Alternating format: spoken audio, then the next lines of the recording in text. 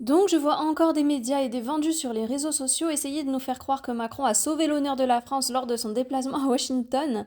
C'est pas possible de vivre dans le médiavers comme ça continuellement sans essayer d'en sortir.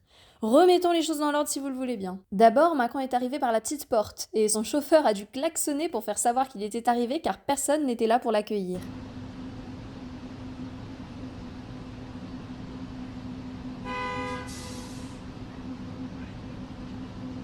Ensuite, il y eut une visioconférence avec les membres du G7, un déjeuner et un premier entretien filmé avec Donald Trump dans le bureau ovale, et enfin une conférence de presse commune entre Trump et Macron. Bon, on se souvient des déclarations de Macron avant cette rencontre?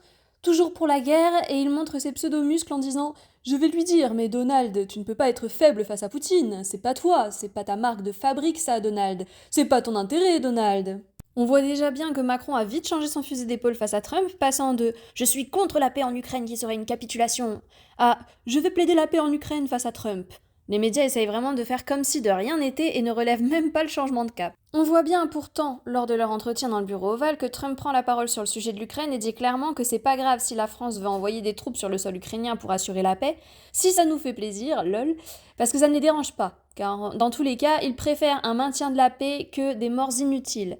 Puis il annonce que Zelensky viendra signer les accords de paix très prochainement, et là on assiste à un Macron qui ne sait visiblement pas de quoi on parle. Il semble découvrir l'info en même temps que nous, c'est génial.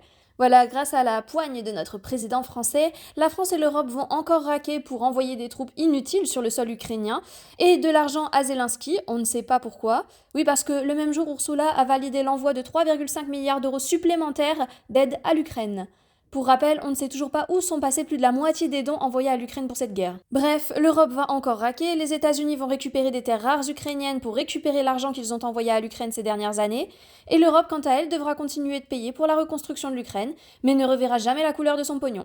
Non seulement des citoyens sont morts pour rien, mais en plus l'Europe a ruiné ses citoyens pour ça. Pendant cette entrevue, on a aussi vu Trump traiter Macron d'arnaqueur, qui dit n'importe quoi dans nos médias, et Macron qui rigole comme un gamin, ne sachant quoi répondre. Je vous montre.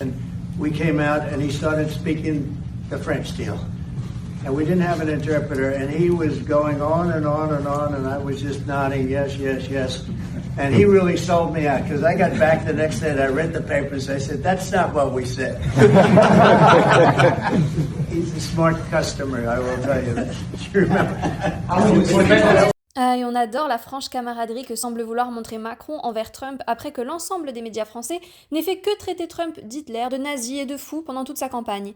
Quelle hypocrisie! Pour en finir avec cette tragique entrevue, Macron sort par la sortie de service en catimini, saluant une foule imaginaire d'admirateurs.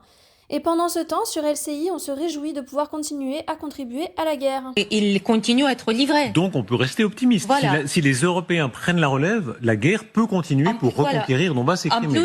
Voilà encore où vont nos impôts, dans une propagande de la guerre. Si vous aussi vous en avez marre de ces médias qui nous mentent et propagent des idéologies dangereuses, n'hésitez pas à soutenir des médias alternatifs. D'abord en likant et partageant ma vidéo, mais aussi en vous informant ailleurs, comme sur Toxin Média, Omerta, Le Monde Moderne, Géopolitique Profonde et bien d'autres encore qui ne sont pas subventionnés.